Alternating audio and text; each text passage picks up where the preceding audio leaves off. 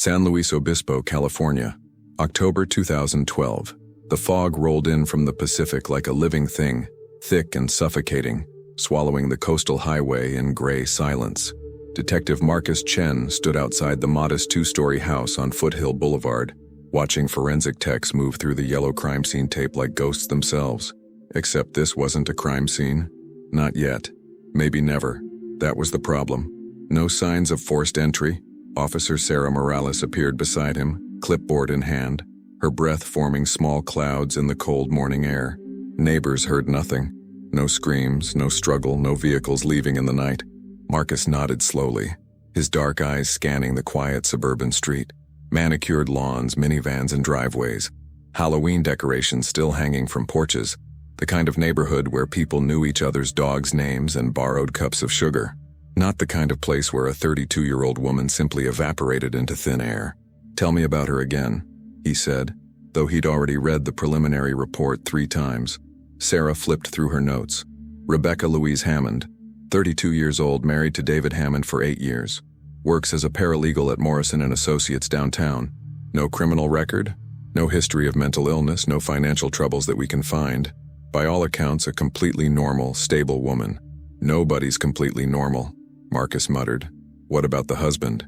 David Hammond, 35, civil engineer at the county planning department. He's the one who reported her missing this morning at 6:43 a.m. Says he woke up and she was gone. Her car's still in the garage, purse and wallet on the kitchen counter, cell phone charging on her nightstand." Marcus felt the familiar tightness in his chest, the one that came with cases that didn't make sense. In his 15 years with the San Luis Obispo Police Department, he'd worked everything from domestic disputes to the occasional homicide. But disappearances were different. They were puzzles with pieces that didn't fit, questions that multiplied instead of diminishing.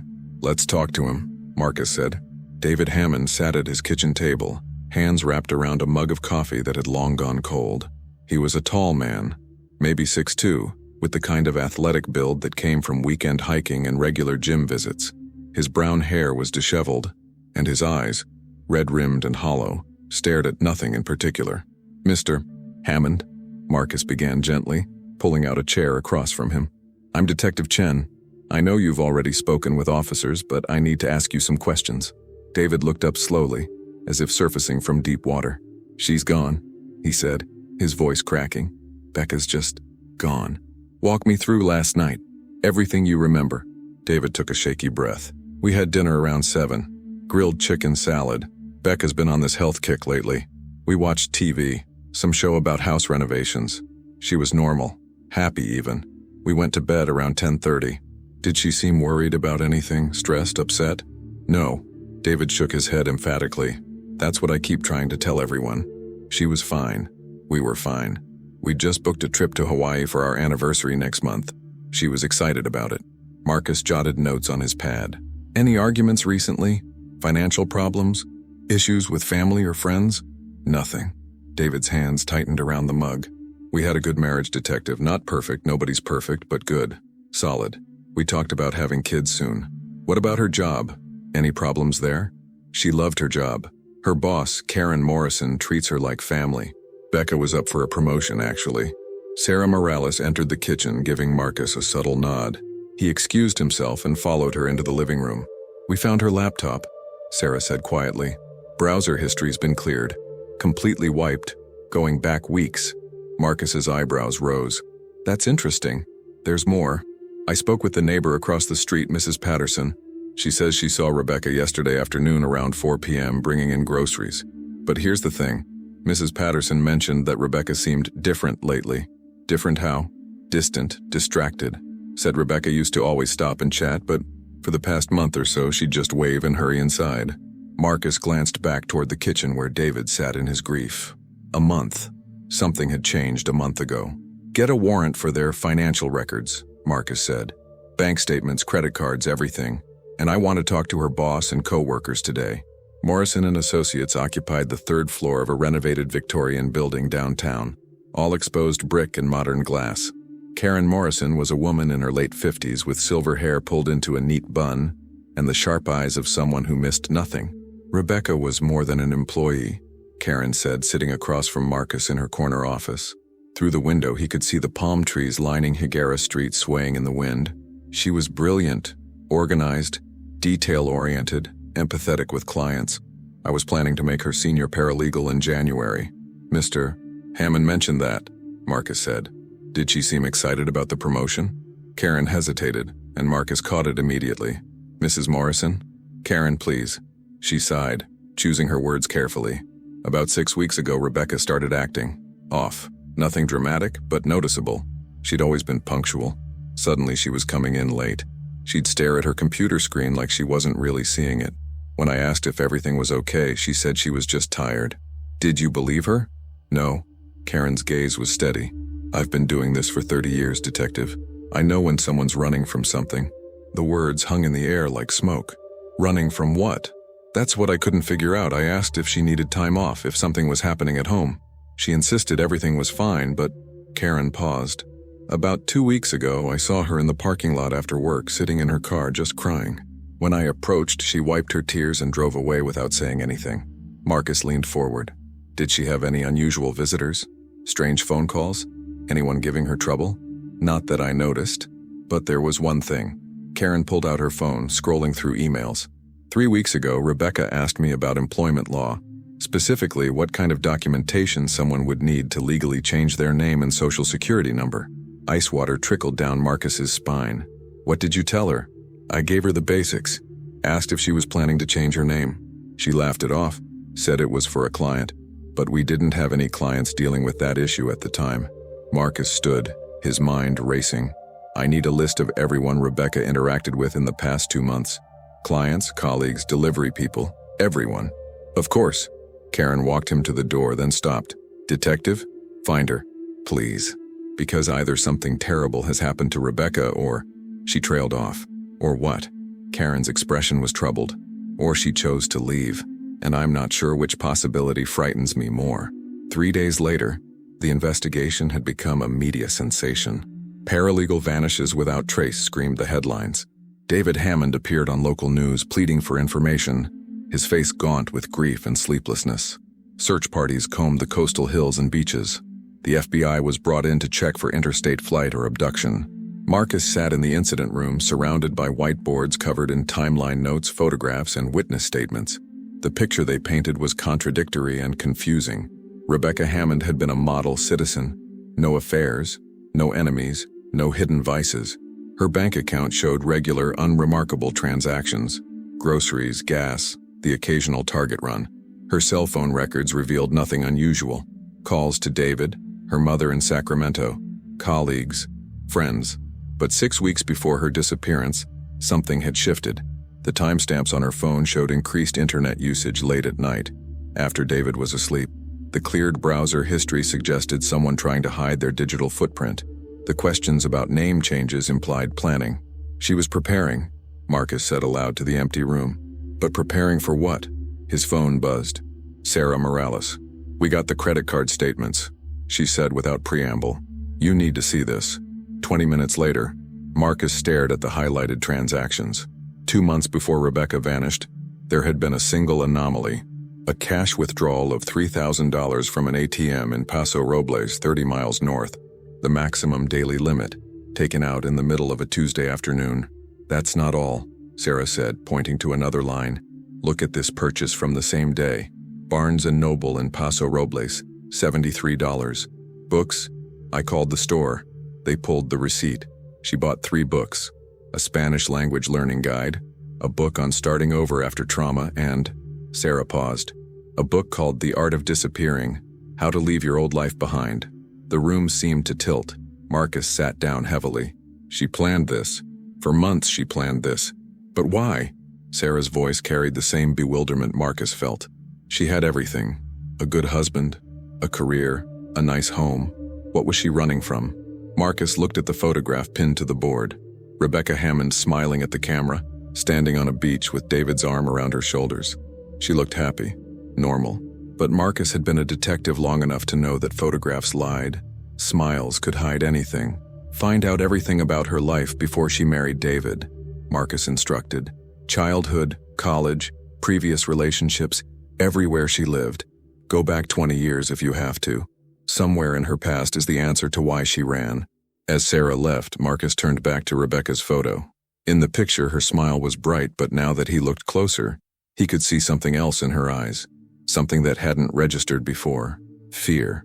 Rebecca's mother, Patricia Hammond, lived in a craftsman bungalow in Sacramento's Land Park neighborhood. She answered the door with swollen eyes and a tissue clutched in one hand. "Thank you for seeing me," Marcus said gently. Patricia led him to a living room filled with family photographs. Rebecca as a child, as a teenager, her wedding day. "I don't understand," Patricia said, her voice breaking. "My daughter wouldn't just leave. Something happened to her. Someone took her. Mrs. Hammond, I need you to tell me about Rebecca's life before she met David. Any relationships? Any problems? Anything that might—" There was nothing. Patricia's tone was sharp, defensive. Rebecca was a good girl, smart, responsible. She went to Cal Poly, graduated with honors, started her career. She met David at a friend's wedding and they were perfect together. What about before Cal Poly? High school? Patricia's expression flickered, just for a second, but Marcus caught it.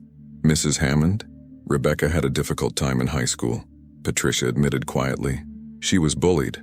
Kids can be cruel, especially to girls who are different. Different how? Shy, bookish. She didn't fit in with the popular crowd. Patricia's hands twisted the tissue. There was an incident senior year. A boy asked her to prom as a joke, humiliated her in front of everyone. She was devastated, but she overcame it, moved on, became stronger. Do you remember the boy's name? Patricia's jaw tightened. Aaron Westbrook. But that was 14 years ago, detective. It has nothing to do with this. Marcus made a note. What about college?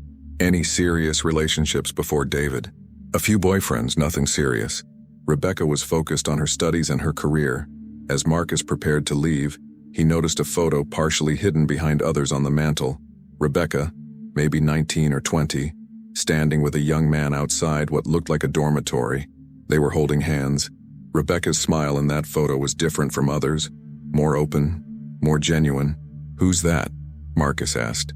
Patricia followed his gaze and her expression closed off. Just a college boyfriend. It didn't work out. I'll need his name. It was years ago. It's not relevant. Mrs. Hammond, your daughter is missing. Everything is relevant. Patricia was silent for a long moment. When she finally spoke, her voice was barely a whisper. James Cordero. But they broke up before Rebecca even met David. He has nothing to do with this. Marcus wrote down the name, but something in Patricia's tone, the way she'd hesitated, the way her eyes had darted away, told him she was wrong. James Cordero had everything to do with this. San Luis Obispo Police Department. Late evening, Marcus sat at his desk, the office nearly empty except for the night shift dispatcher. His computer screen glowed in the darkness as he ran searches on James Cordero. What he found made his blood run cold.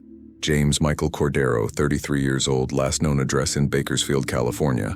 No criminal record, no social media presence, no digital footprint at all for the past 18 months. It was as if James Cordero had also vanished. Marcus pulled up older records, piecing together a life. James had attended Cal Poly at the same time as Rebecca, graduated with a degree in computer science.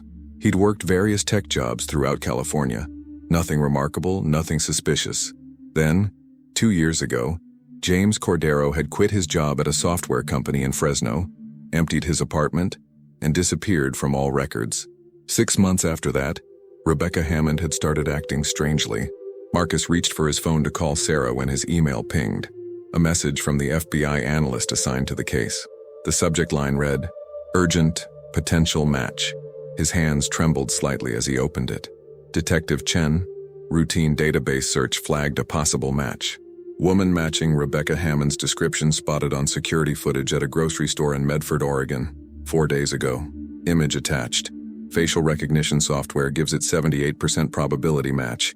Medford PD standing by for instructions. Marcus clicked the attachment. The image was grainy, shot from above, but clear enough. A woman with shorter, darker hair, dressed in jeans and a jacket, pushing a shopping cart. She was looking down, face partially obscured, but Marcus could see enough. It was Rebecca, and she was alive. His heart pounded as he zoomed in on the image, searching for more details. That's when he saw it, something that made the entire case shift into a different dimension. On her left hand, where her wedding ring to David should have been, there was nothing. but on her right hand, she wore a different ring, a simple silver band. And walking beside her, just at the edge of the frame, was a man's arm, a hand reaching for the same shopping cart, wearing an identical silver band. Rebecca Hammond hadn't been taken. She had left, and she had left with someone. Marcus stared at the screen, his mind reeling with the implications. Somewhere in Oregon, Rebecca Hammond was alive, living a new life with a new identity. But who was she with? Why had she run? And what would happen when they found her? The questions multiplied like shadows in the dark. And somewhere, 800 miles north, Rebecca Hammond, or whoever she had become, had no idea that her past was about to catch up with her. Medford, Oregon, October 2012. The woman who used to be Rebecca Hammond stood in the kitchen of a small rental house on the outskirts of Medford, her hands submerged in warm, soapy water as she washed the breakfast dishes. Through the window above the sink, she could see the Rogue Valley spreading out beneath an overcast sky, the distant peaks of the Cascade Mountains barely visible through the morning haze. She had chosen this place carefully. Medford was small enough to disappear in, large enough not to draw attention. A city of 70,000 people where nobody asked too many questions, where you could buy groceries and fill your gas tank and live your life without anyone caring who you used to be. Here, she was Emma Cordero. "Coffee's getting cold," a voice said behind her. She turned to see James standing in the doorway, already dressed for work in khakis and a button-down shirt. His dark hair was still damp from the shower, and he was holding out a fresh mug of coffee the way he did every morning. An offering, a ritual, a reminder that this new life was real. "Thanks," she said, drying her hands on a towel. She took the mug, and their fingers touched briefly. Even after 2 years of building this life together, the touch still sent a mixture of relief and guilt coursing through her. James studied her face with those quiet, perceptive eyes that had first drawn her to him a lifetime ago. "You didn't sleep well again." It wasn't a question. He knew. He always knew. "Just a dream," she said, forcing a smile. "Nothing important." But it wasn't nothing. The dreams had been getting worse over the past week. Vivid, suffocating nightmares where she was back in that house on Foothill Boulevard, trapped in a life that looked perfect from the outside but felt like drowning from within. In the dreams, David would smile at her across the dinner table while the walls closed in, while the air grew thinner, while she screamed silently for help that never came. "Emma." James set down his own coffee mug and took her hands in his. "Talk to me." She wanted to. God, she wanted to. But how could she explain the guilt that gnawed at her every single day? How could she articulate the terror that had driven her to fake her own disappearance, to abandon everything she'd built, to become someone else entirely? "I'm fine," she insisted. "Really, just adjusting. It's only been 6 months since we moved here." That was a lie. They'd been in Medford for 8 months, but time had become strange, elastic, some days crawling by with agonizing slowness, others blurring together in a haze of new routines and constant vigilance. James's phone buzzed. He glanced at it, then back at her. "I have to get to the office, but tonight let's talk. Really talk, okay?" She nodded, knowing she wouldn't, knowing that some truths were too heavy to speak aloud. After James left for his job at a local IT firm, working under his real name, because James had nothing to hide, nothing to run from, Emma sat at the kitchen table with her coffee growing cold again. The house was silent except for the ticking of a wall clock, each second marking time she'd stolen from her old life. Her phone, a prepaid burner she replaced every 2 months, sat on the table. No contacts, no apps except the essentials. Nothing that could track her or trace her back to Rebecca Hammond. She'd learned to live without social media, without Google searches of her own name, without the digital breadcrumbs that marked a normal person's existence. But sometimes, late at night when James was asleep, she would break her own rules. She would search for news from San Luis Obispo, and each time the headlines would tear her apart. Missing paralegal. Family still hopes for answers. David Hammond pleads for wife's safe return. Rebecca. Hammond case goes cold. She had watched from afar as David's face filled television screens, as her mother sobbed in interviews, as her friends created Facebook groups dedicated to finding her. She had watched the investigation consume resources and hope, watched as hundreds of volunteers searched beaches and hillsides for a body that didn't exist. The guilt was crushing, but not as crushing as the alternative. Emma stood abruptly, pushing the phone away. She had work to do. She'd found a remote data entry job that paid cash, asked few questions and required no background check. It wasn't the career she'd built as a paralegal, but it was enough to contribute, enough to maintain the illusion of normalcy. As she settled at the small desk in their bedroom, trying to focus on spreadsheets and invoices, her mind drifted back to the beginning, to the moment when everything had started to unravel. San Luis Obispo, California. 7 months earlier, Rebecca had been at her desk at Morrison & Associates, reviewing discovery documents for a personal injury case, when her phone had buzzed with an unknown number. She'd almost ignored it. Should have ignored it. Instead, she'd answered. "Rebecca." The voice had been familiar and foreign all at once. "It's me. It's James." Her heart had stopped. James. James Cordero, whom she hadn't spoken to in nearly a decade. James, her college boyfriend, the one she'd loved with the kind of desperate, all-consuming passion that only existed at 20 years old. James, who had disappeared from her life when she'd chosen safety over uncertainty, stability over risk. "How did you get this number?" she'd managed to ask, her voice barely above a whisper. "I've been trying to find you for months." His voice had been strained, urgent. "Rebecca, I need to see you. I need to explain. Please, it's important." She should have hung up, should have blocked the number and deleted the call log and never thought about James Cordero again. But there had been something in his voice. Desperation, fear, something that pulled at her like a rope around her chest. "I'm married, James. I know, and I'm sorry, but this isn't about us. Not like that. This is about..." He'd paused, and she'd heard traffic in the background, voices, the sounds of a city. "I can't explain over the phone. Meet me, just once. Please." Against every instinct, every ounce of common sense, she had agreed. They'd met at a coffee shop in Paso Robles, 30 miles from home, far enough that nobody would recognize her, close enough to get back before David finished work. James had looked different, thinner, worn, with shadows under his eyes that spoke of sleepless nights and heavy burdens. "Thank you for coming," he'd said, gripping his coffee cup like a lifeline. "I wasn't sure you would. What's this about, James?" And then he'd told her. About the job he'd taken 2 years ago with a tech startup in Fresno. About how he'd discovered the company was a front for something darker. Money laundering, connections to organized crime. Things he hadn't wanted to believe until the evidence became impossible to ignore. "I tried to go to the police," James had said, his voice low and urgent. "But these people, Rebecca, they're connected. They have people inside law enforcement. When I started asking questions, I started getting warnings, anonymous messages, a break-in at my apartment where nothing was taken, just moved, to show me they could get to me." Rebecca had felt her blood run cold. "So you ran." "I disappeared, changed my name, moved around, tried to stay invisible. But it's not enough anymore, they're still looking for me. And now..." He'd met her eyes and she'd seen genuine fear there. "Now they know about you." The world had tilted. "What?" "They've been digging into my past, trying to find leverage. Your name came up.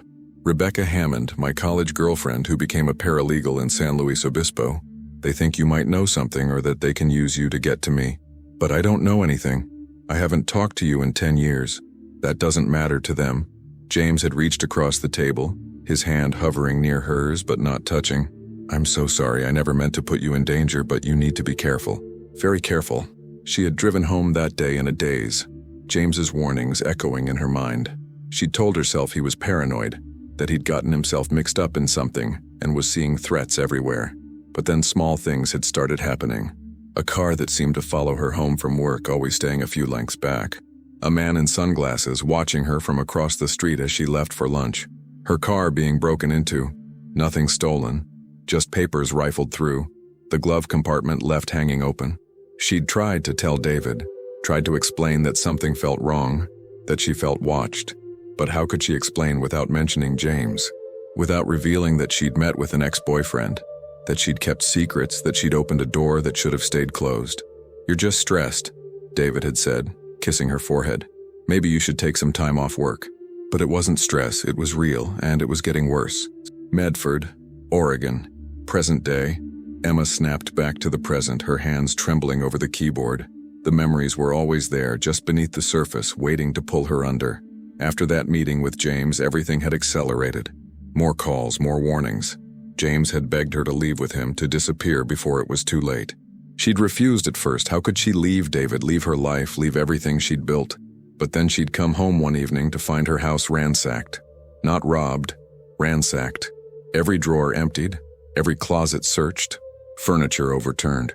The police had filed a report, said it was probably kids looking for pills or cash. But Rebecca had known better. They'd been looking for something or sending a message. That night, while David slept, she'd made her decision. She couldn't tell him the truth. It would put him in danger. She couldn't go to the police. James had said they were compromised. She couldn't stay and hope the threat would pass. She could only run. The planning had taken weeks. The cash withdrawals made in small increments to avoid suspicion. The books on disappearing, bought with cash in distant cities. The secret meetings with James where they'd plotted her escape with the precision of a military operation. And finally, that October night, she'd walked out of her house in the dark hours before dawn, climbed into James's waiting car and driven north into a new existence, leaving behind a husband who loved her, a mother who needed her, a life that, despite everything, had been good in so many ways. The guilt of it would haunt her forever, but at least she was alive to feel it. Emma's phone buzzed, yanking her from the spiral of memory. A text from James. "Lunch today? That Italian place you like?" She typed back. "Sure. 12:30? His response was immediate. "Perfect. Love you." "Love you too," she typed, and meant it. James had given up everything to help her, had put himself at risk, had become a fugitive alongside her, had built this new life brick by brick with patience and devotion. But as Emma tried to return to her work, she couldn't shake the feeling that had been growing stronger over the past few days. The sensation of being watched, the prickle at the back of her neck when she walked through the grocery store, the car she'd seen parked on their street 3 times this week. Different times, but always the same silver sedan. Was she being paranoid? Was the fear that had driven her here now creating phantoms where none existed? Or had they finally found her? Emma stood and walked to the window, carefully pulling back the curtain just enough to see the street. The silver sedan wasn't there now. The street was empty except for a mail truck making its rounds. She let the curtain fall closed and tried to breathe normally. Everything was fine. She was safe. They were safe. But deep down, in the part of her that had learned to trust instinct over logic, Emma knew the truth. Her past was coming for her. And this time, there would be nowhere left to run. San Luis Obispo, California, October 2012. Detective Marcus Chen stood in the conference room of the San Luis Obispo Police Department, staring at the enlarged security footage image projected on the screen. Rebecca Hammond, or the woman who looked exactly like her, frozen in a moment of ordinary life, pushing a shopping cart through a grocery store 800 miles away. "That's her," David Hammond said from behind him, his voice hollow. "That's my wife." Marcus turned to look at David, who had aged a decade in the week since Rebecca's disappearance. His clothes hung loose, his face was unshaven, and his eyes held the wild, desperate look of a man clinging to hope by his fingernails. "We can't be certain from this image alone," Marcus said carefully. "The facial recognition software gives us a 78% probability, but it's her." David moved closer to the screen, his hand reaching out as if he could touch his wife through the pixels. The way she stands, the way she holds her head. "I know my wife, Detective." Sarah Morales entered the room with a folder. "Medford PD just sent over more footage from the store's cameras. You need to see this." She pulled up a video file on the laptop. The footage showed the same woman, Rebecca, moving through the aisles, selecting items. The timestamp showed it was from 4 days ago, early afternoon. The video was silent, mundane, just another shopper going about her day. Then, at the edge of the frame, a man appeared. He was tall, dark-haired, maybe mid-30s. He said something to Rebecca, and she smiled. A genuine, warm smile that made David inhale sharply beside Marcus. The man put his hand on the small of her back as they walked together toward the checkout. The gesture was intimate, familiar, the touch of someone who had the right to touch. "Who is that?" David's voice was barely a whisper. "Who the hell is that?" Sarah froze the frame and zoomed in on the man's face. "We're running him through facial recognition now, but there's something else." She pulled out a printed screenshot from the folder. "Look at their hands." Marcus leaned in. Both Rebecca and the man wore matching silver bands on their right hands. "She's married to him," David said, and the words came out like broken glass. "My wife is married to someone else." "We don't know that for certain," Marcus said, though even he could hear how hollow the words sounded. "Mr. Hammond, I need you to think carefully. Did Rebecca ever mention anyone from her past? An old boyfriend? A friend you didn't know about?" David shook his head, still staring at the frozen image. "She never talked much about her past. I knew she'd had boyfriends before me, but she said none of them were serious. She said I was the one, that we were forever. His voice cracked on the last word. Sarah's phone buzzed. She glanced at it, her expression sharpening. Facial recognition got a hit. James Michael Cordero, 33 years old. Last known address in Fresno 2 years ago. Before that, he attended Cal Poly San Luis Obispo from 2002 to 2006. Marcus felt the pieces clicking into place.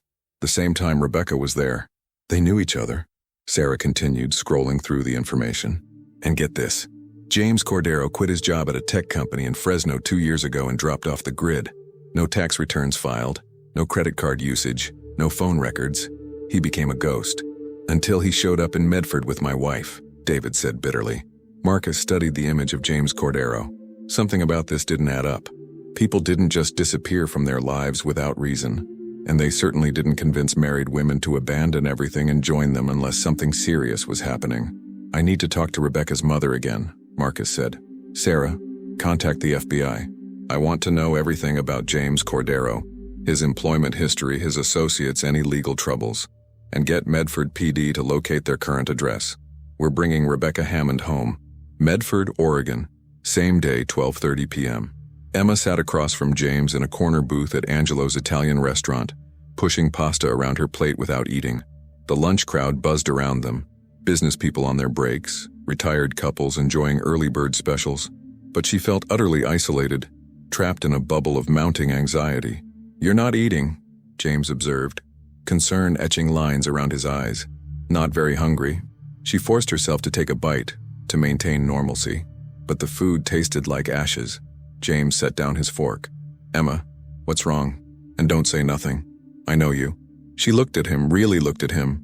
James, who had risked everything for her, who had given up his own safety to help her escape, who had spent the last 2 years building this fragile new life with her, brick by careful brick.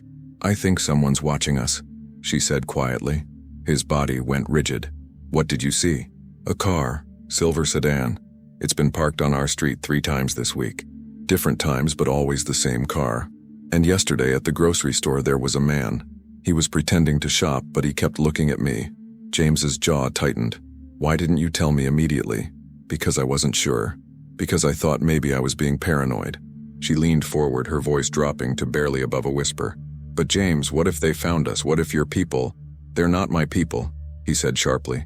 They're criminals I had the misfortune of working for before I knew what they really were. What if they found us? And she repeated. James was quiet for a long moment, his mind clearly working through possibilities, calculating risks. Finally, he said, we might need to move again.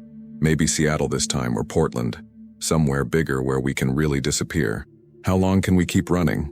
Emma heard the desperation in her own voice. How long before we slip up, before we use the wrong name or trust the wrong person? As long as it takes. James reached across the table and took her hand. I won't let them hurt you. I promise.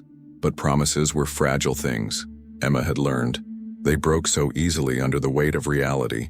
A man walked past their booth, just another diner heading to the restroom. But something about him made Emma's breath catch. The way he glanced at them, just for a second. The way his eyes lingered on her face. Recognition. James, she whispered urgently. That man, did you see? But James was already standing, dropping cash on the table. We're leaving, now. They walked quickly through the restaurant, not running. Running would draw attention, but moving with purpose. Emma's heart hammered against her ribs. Maybe she was overreacting. Maybe the man had just been looking at them because they'd left so abruptly.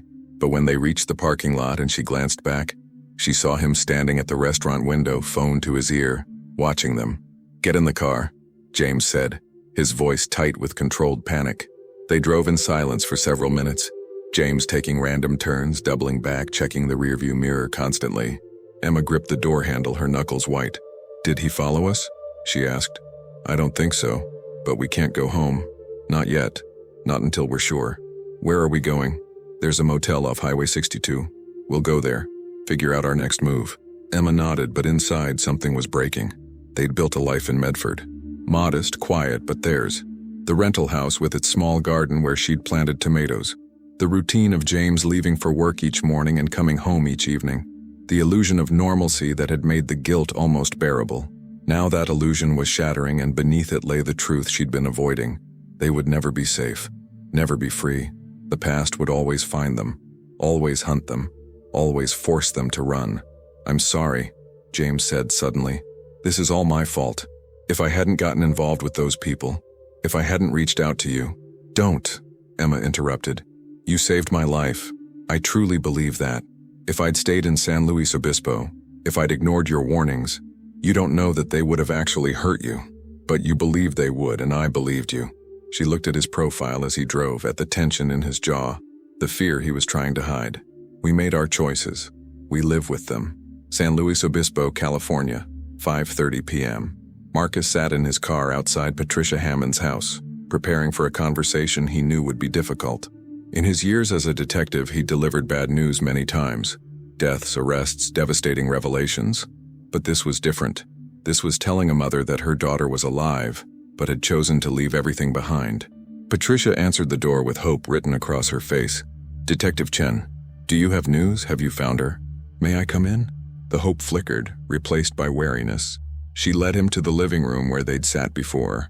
Among the photographs of Rebecca's life, baby pictures, school photos, wedding images, a shrine to a woman who had chosen to become someone else. "Mrs. Hammond, we've located Rebecca. She's alive and appears to be unharmed." Patricia's hand flew to her mouth, tears immediately springing to her eyes. "Oh, thank God, where is she? When can I see her?" "She's in Medford, Oregon, and Mrs. Hammond, she's with someone, a man named James Cordero." The color drained from Patricia's face. She sat down heavily on the couch, her hand gripping the armrest. No, that's not possible. You knew him, didn't you? When I was here before, you said Rebecca had dated someone named James in college." Patricia's hands were trembling. "That was 10 years ago. They broke up. Rebecca moved on, married David. James Cordero has been out of her life for a decade. Then why did she leave with him?" Marcus leaned forward. "Mrs. Hammond, I need you to tell me everything about James Cordero. Everything about their relationship.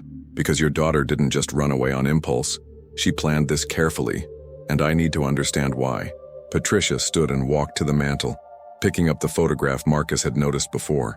Young Rebecca with James, both smiling outside a college dormitory. She stared at it for a long moment before speaking. "Rebecca was never the same after James," Patricia said quietly.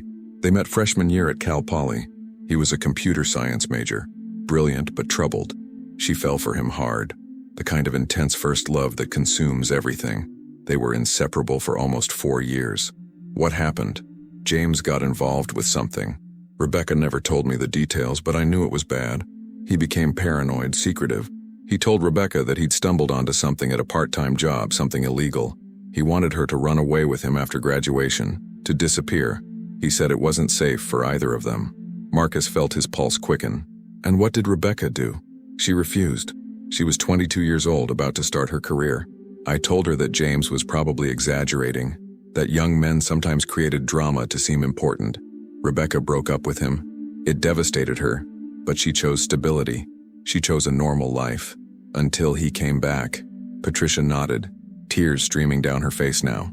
"I told myself that old relationship was dead and buried, but some things never really die, do they, detective? Some connections go too deep to ever completely sever." Marcus stood, his mind racing with implications. "Mrs. Hammond, do you believe James Cordero was telling the truth back then? About being in danger?" "I don't know. I wanted to believe he was just a dramatic kid, but..." She turned to face him, her expression haunted. What if he was right? What if whatever he discovered 10 years ago finally caught up with him? What if he reached out to Rebecca because the danger was real? Then why not go to the police? Maybe he tried. Maybe he had reason not to trust them. Patricia set the photo down carefully.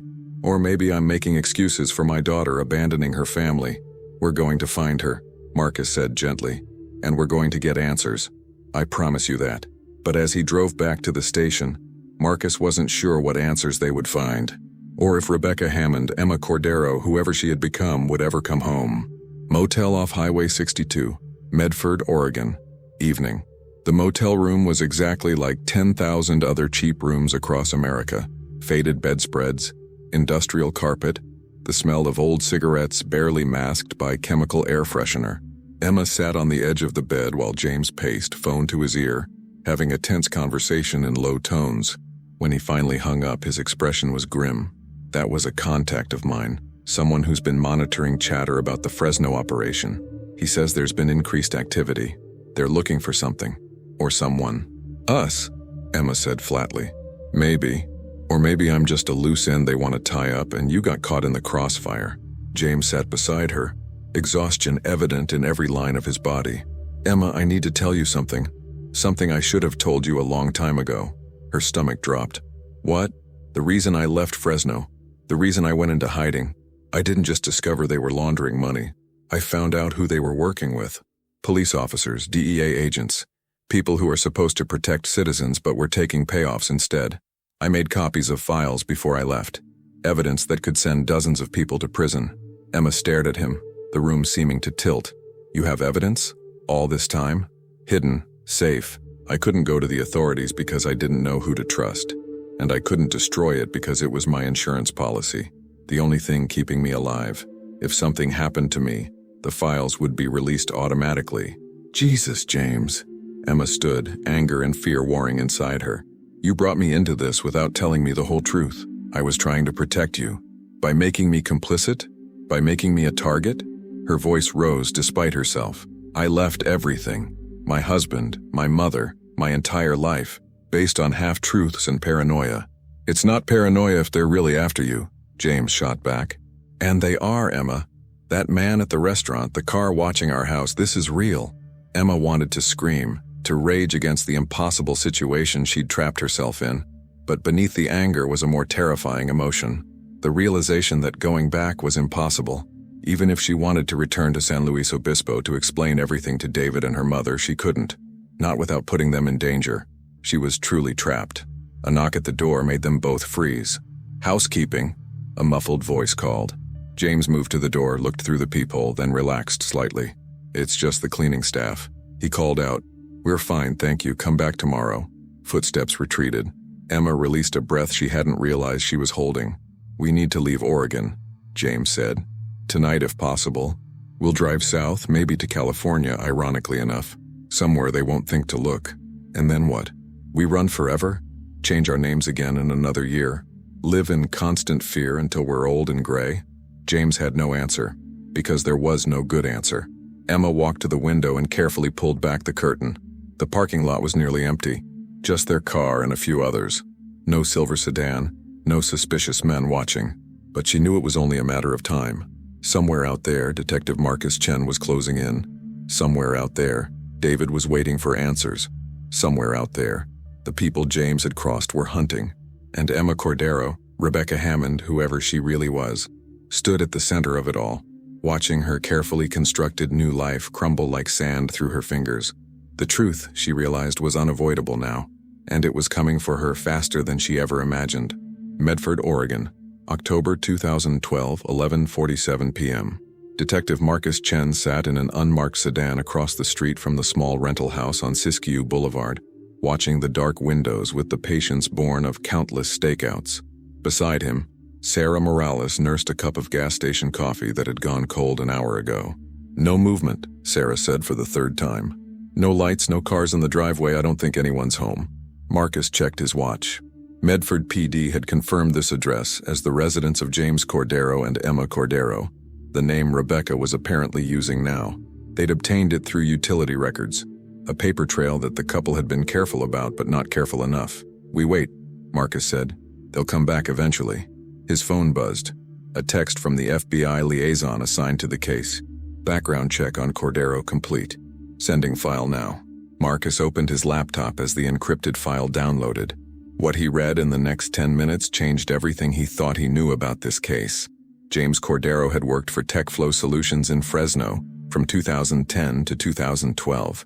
The company had presented itself as a legitimate software development firm, but FBI investigators had been building a case against it for years. TechFlow was a front for a sophisticated money laundering operation connected to a drug trafficking network that spanned 3 states. The FBI file contained interview transcripts, surveillance logs, financial records, and buried in the middle was a single reference that made Marcus's blood run cold. Potential witness JC approached FBI field office in Fresno, March 2012, claiming to have evidence of criminal activity at TechFlow Solutions and corruption within local law enforcement. Subject became uncooperative when asked to provide documentation and disappeared before a formal interview could be conducted. JC, Marcus said aloud. James Cordero. He tried to go to the FBI 6 months before Rebecca disappeared. Sarah leaned over to read the file. Why did he run? If he had evidence, why not just hand it over? Because he got scared, or because he realized he couldn't trust anyone. Marcus scrolled through more documents. Look at this. 2 months after James approached the FBI, a TechFlow employee named Martin Vasquez was found dead in his apartment. Officially ruled a suicide, but the FBI suspected murder. Vasquez had also been cooperating with investigators. So James saw what happened to people who talked, Sarah said quietly, and he decided his only option was to disappear. But why involve Rebecca? Why drag her into this? Marcus pulled up the timeline they'd constructed. Rebecca's behavior had changed in late February or early March 2012, the same time James had approached the FBI. The pieces were starting to align, but the picture they formed was troubling. His phone rang. Medford PD. Detective Chen, this is Sergeant Martinez. We've got a situation. Your suspects just checked into the Cascade Motel off Highway 62. Credit card used to book the room was flagged in our system. We've got units standing by waiting for your instructions. Marcus felt his pulse quicken. Don't approach yet. We're on our way. And Sergeant, I need this handled carefully. The woman is not a criminal suspect. She's a missing person who may not want to be found. Understood. We'll maintain surveillance until you arrive. Marcus started the engine. Change of plans. They're at a motel 15 minutes from here. As they drove through the dark streets of Medford, Marcus tried to prepare himself for what was coming. In his years as a detective, he'd handled kidnappings, domestic situations, fugitive apprehensions. But this was different. Rebecca Hammond, Emma Cordero, had committed no crime. She'd simply walked away from her life. Did they even have the right to bring her back? Cascade Motel, room 117. Emma couldn't sleep. She lay on the stiff motel bed, staring at the water-stained ceiling, while James dozed fitfully beside her. Every sound made her jump. Cars on the highway, ice machines humming, doors slamming as other guests came and went. At 12:30 a.m., she gave up trying to rest. She slipped out of bed, careful not to wake James, and went to the window. Through a gap in the curtains, she could see the parking lot bathed in harsh fluorescent light. That's when she saw them. 2 police cars parked at angles that blocked both exits from the lot. Officers standing beside them, speaking into radios, and pulling up at that moment, an unmarked sedan that screamed law enforcement. Emma's heart stopped. They'd found her. She turned and grabbed James's shoulder, shaking him awake. James, wake up, they're here. He was alert instantly, years of running having trained him to wake ready for crisis. Who? Police, in the parking lot. They've blocked the exits. James moved to the window, looked out, and cursed under his breath. How did they find us so fast? Does it matter? Emma felt panic rising in her throat, threatening to choke her. What do we do? James was already moving, grabbing their bags, shoving clothes and documents inside with practiced efficiency. There's a back exit. All these motels have them. We can... A knock at the door stopped him mid-sentence. James Cordero, Emma Cordero. This is Detective Marcus Chen with the San Luis Obispo Police Department. I need you to open the door. Emma and James looked at each other. In that moment, she saw her own fear reflected in his eyes, mixed with something else. Resignation, the exhaustion of running for so long, of always looking over their shoulders, of building lives on foundations of lies. We can still run, James whispered. Out the bathroom window, through the back, and then what? Emma's voice was surprisingly steady. Run forever? Change our names again? James, I'm tired, I'm so tired. If we go back, they'll find us. The people from TechFlow, the ones I stole files from, they'll know where we are, they'll come for us. Mr. Cordero, Ms. Hammond. The voice came again through the door. I know you're frightened. I know you've been running, but I need you to trust me. Open the door so we can talk. Emma moved toward the door before she could change her mind. Emma, don't... James reached for her, but she was already unlocking the deadbolt. She opened the door to find a man in his mid-40s, Asian American, with kind eyes and a non-threatening posture. Behind him stood a female officer in several Medford PD uniforms, but they all kept their distance. Ms. Hammond, Detective Chen said gently. Or is it Emma now? I don't know anymore, she said, and was surprised to feel tears on her cheeks. I don't know who I am. They sat in the motel room, Emma and James on the bed, Detective Chen in the desk chair, Officer Morales standing near the door. The Medford officers had been dismissed, leaving just the four of them in the harsh light of the room. "First," Chen said, "I want you to know that neither of you is under arrest. Rebecca, Emma, you're listed as a missing person, not a criminal. And James, while the FBI would very much like to talk to you about TechFlow Solutions, that's not why I'm here tonight." "Then why are you here?" James asked, his voice tight. "Because a man named David Hammond has been going through hell thinking his wife is dead. Because a woman named Patricia Hammond has been crying herself to sleep every night, wondering what happened to her daughter. Because everyone who loves you has been living in agony." Emma flinched as if she'd been struck. "I know. God, I know. But I couldn't tell them without putting them in danger." "Tell me about the danger," Chen said. "Tell me everything. Because I've read the FBI file on TechFlow. I know about Martin Vasquez. I know why James ran. What I don't understand is why you believed you were in danger, Rebecca." So she told him. Haltingly at first, then with increasing urgency, she explained everything. James's phone call after almost a decade of silence. His warnings about the people he'd crossed. The car that followed her. The break-in at her house. The growing terror that had consumed her until disappearing seemed like the only option. "I thought I was protecting David and my mother by leaving," Emma said. "If these people thought I knew something, if they thought they could use me to get to James, I couldn't risk them getting hurt." Chen listened without interruption, taking notes. When she finished, he was quiet for a long moment. "Ms. Hammond, I believe that you believe you were in danger, and I believe James had legitimate reasons to run from TechFlow. But I need to tell you something about the investigation into your disappearance." He pulled out his phone and showed her photos. David on the news, pleading for information. Her mother at a press conference, sobbing. Search teams combing beaches. Hundreds of volunteers looking for a body that didn't exist. "You've caused so much pain," Chen said, not unkindly. "And I understand why you felt you had no choice. But we need to fix this. We need to bring you home." "I can't go home," Emma whispered. "If what James says is true, if these people are still looking for him." "The FBI has been dismantling TechFlow for the past 6 months," Chen interrupted. 23 arrests so far, including 5 law enforcement officers who were taking bribes. The network is broken. The people who might have hurt you are either in custody or in hiding themselves. James straightened. "What?" Chen pulled up a news article on his phone, handed it to James. The headline read, "Major money laundering operation busted in Central California. Tech company linked to drug trafficking network." "It happened 3 months ago," Chen said. "A major multi-agency operation. The FBI, DEA, and California DOJ working together. TechFlow Solutions was shut down, assets seized, executives arrested. It's over." Emma watched James read the article, saw the color drain from his face as he realized what this meant. They'd been running from a threat that no longer existed. They'd destroyed their lives, hurt everyone they loved for nothing. "But there are still people out there," James said weakly. "People who want revenge, who want the evidence I have, which is why the FBI wants to talk to you," Chen said. "If you have files, documents, anything that can help with prosecutions, they want it. And in exchange, they can offer you protection. Witness protection if necessary. But legitimate protection, not running and hiding under fake names." Emma felt something breaking inside her, a dam that had held back 2 years of guilt and fear and exhaustion. "What about David? What do I tell him?" "The truth," Chen said simply. "All of it. Let him decide what comes next. He'll hate me. Maybe. Or maybe he'll understand. But he deserves the chance to know you're alive, Rebecca. He deserves the chance to hear your side of the story." San Luis Obispo, California. 3 days later.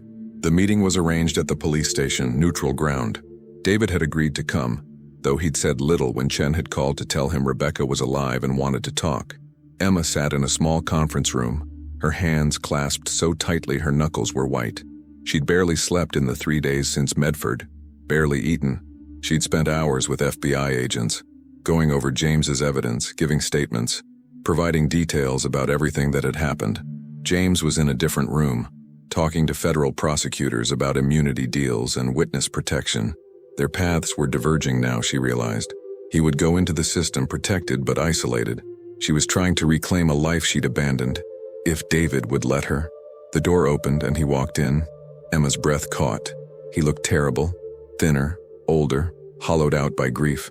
When his eyes met hers, she saw a flash of emotion so intense it was almost physical. Relief, anger, confusion. love, betrayal, all swirling together in a storm she'd created. "Hi, David," she said, her voice barely audible. He sat down across from her, not speaking for a long moment. Detective Chen stood by the door, present but trying to be unobtrusive. "You're alive," David finally said. "Yes. You left me. You left everyone. Let us think you were dead. I know, I'm so sorry. I thought..." "You thought what?" His voice rose, controlled rage breaking through. "You thought disappearing was better than talking to me? Better than trusting me? We were married, Rebecca. Married. And you just walked away like I meant nothing. You meant everything," she said, tears flowing freely now. "That's why I left. To protect you. James told me these people were dangerous, that they might come after anyone connected to him, and I couldn't risk. So you ran off with your ex-boyfriend instead of coming to your husband." David's laugh was bitter. "Do you have any idea how that sounds? It's not like that. James and I were not..." "I don't care," David interrupted. "I don't care what you are or aren't with him. What I care about is that my wife faked her disappearance. Let me grieve, let me search. Let me wonder if you were lying dead in a ditch somewhere. Do you know what that did to me? Do you have any concept of the hell you put me through?" "I do. I'm so sorry. I never wanted to hurt you." "But you did." David stood abruptly, his chair scraping against the floor. "You destroyed me, Rebecca, and I don't know if I can forgive that." He walked to the door, then paused without turning around. "Your mother wants to see you," he said quietly. "She's waiting in another room. She still loves you even after everything. That's more than you deserve." Then he was gone, and Emma sat alone with her grief and guilt, understanding for the first time the true cost of her choices. Outside the conference room, Marcus Chen found David Hammond leaning against the wall, his face in his hands. "Mr. Hammond," Marcus began. "Don't," David said. "Don't tell me she did what she thought was right. Don't tell me she was scared. I understand all that, but understanding doesn't make it hurt less." "No," Marcus agreed. "It doesn't." David straightened, wiping his eyes. "What happens now? Does she come home? Do we just pretend the last 2 years didn't happen? That's up to you, both of you." David was quiet for a moment, then said, "I don't know if I can be married to her anymore. I don't know if I can trust her, but I don't hate her. Even after everything, I don't hate her. I don't know who she is anymore. Maybe I never did." He walked away down the corridor, leaving Marcus alone with the weight of too many broken pieces and no idea how, or if, they could ever be put back together. San Luis Obispo, California, November 2012. The room where Patricia Hammond waited was smaller than the one where Emma had met David. It had been painted a soft blue, probably meant to be calming, but the fluorescent lights overhead stripped away any warmth the color might have offered. Emma stood outside the door for a full minute, her hand hovering over the handle, unable to make herself turn it. Detective Chen stood a respectful distance away, giving her space but ready to intervene if needed. "She's been waiting for 2 years, he said gently. "Whatever you're afraid of facing in there, it can't be worse than what she's already been through." Emma nodded, knowing he was right but still unable to move. Through the small window in the door, she could see her mother sitting at the table, hands folded, staring at nothing. Patricia looked older, not just the natural aging of 2 years, but something deeper, the kind of aging that came from grief, from hope repeatedly raised and crushed, from a wound that never healed. Emma had done that to her. She opened the door. Patricia's head snapped up, and for a moment mother and daughter simply stared at each other across the small room. Then Patricia stood, her chair clattering backward, and a sound escaped her. Not quite a sob, not quite a gasp, something primal and broken. "Mom," Emma whispered. "Emma." Patricia crossed the room in 3 steps and pulled Emma into a fierce embrace. She was shaking, or maybe Emma was shaking, or maybe they both were. Patricia's hands gripped Emma's shoulders, her back, her hair, as if trying to confirm through touch that her daughter was real and solid and alive. "I thought you were dead," Patricia said into Emma's hair. "I thought someone had killed you and thrown you in the ocean and I'd never know what happened. I thought..." "I'm sorry, Mom. I'm so sorry." They held each other for a long time, until Patricia finally pulled back, her hands moving to Emma's face, studying her as if trying to memorize every feature. "You cut your hair," Patricia said, her voice thick with tears. "And you dyed it. You look so different." "I had to. I couldn't look like Rebecca anymore." "But you are Rebecca." Patricia's voice hardened slightly. "No matter what name you use, no matter how much you change your appearance, you're my daughter. You're Rebecca Louise Hammond, and you owe me an explanation for why you put me through 2 years of hell." They sat down at the table and Emma told the story again, the third time in as many days. James's call, the warnings, the surveillance, the break-in, the growing terror that had convinced her running was the only option. Patricia listened without interrupting, her expression cycling through disbelief, anger, understanding, and back to anger. "You should have come to me," Patricia said when Emma finished. "You should have trusted me with the truth. I couldn't. If they thought you knew something, if they thought they could use you to get to James, so instead you let me think you were dead?" Patricia's voice rose. "You let me stand in front of news cameras begging for information about my missing daughter. You let me organize search parties and cling to hope that grew thinner every single day? That was your solution? I didn't know what else to do." Emma's own voice broke. "I was terrified, Mom. James was convinced these people would hurt anyone connected to him. I thought I was protecting you. By breaking my heart?" Patricia stood abruptly, pacing the small room. "Do you have any idea what this did to me? I couldn't sleep, I couldn't eat. Every time the phone rang, I thought it would be someone telling me they'd found your body. I aged a decade in 2 years, Rebecca. A decade. I know, I'm sorry, I'm so sorry. Patricia stopped pacing and turned to face her daughter, and Emma saw something in her mother's eyes she'd never seen before. A coldness, a distance, a fundamental shift in how Patricia looked at her. "I don't know if sorry is enough," Patricia said quietly. "I don't know if anything is enough to make up for what you did." The words hung in the air like smoke, toxic and suffocating. Emma had expected anger, had expected tears, had even expected her mother to refuse to see her at all. But this measured disappointment, this withdrawal of unconditional love, this was somehow worse than any outburst could have been. "Do you still love me?" Emma asked, her voice small and childlike. Patricia's expression softened slightly, some of the coldness melting away.